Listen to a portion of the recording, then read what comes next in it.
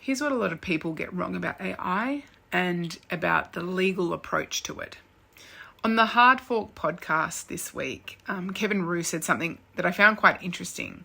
And it's something that I hear very often. He basically shrugged at the idea of AI regulation, suggesting it might be impossible to control. The cat's already out of the bag, the technology is moving too fast.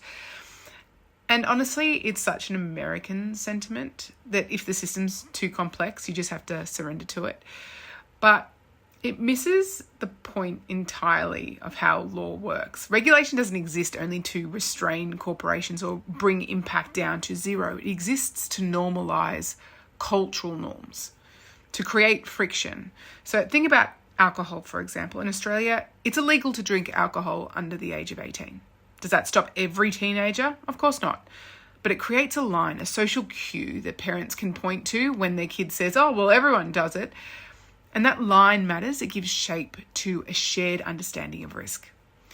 And that's why I'm actually genuinely proud of Australia right now. Our legal system is adapting faster than most, limiting access to social platforms and AI companions for anyone under 16. And it's not about censorship.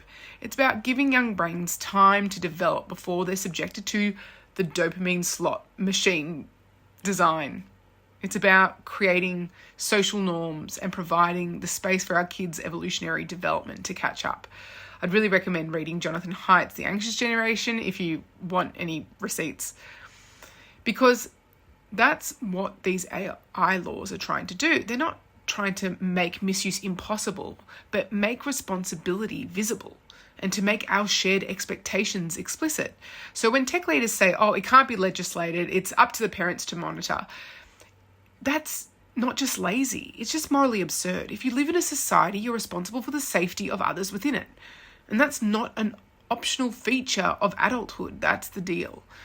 But here's the hopeful part. The natural system, the human system is built to adapt. And we've done it with drinking, with smoking, with seatbelts. We can do it here with AI too.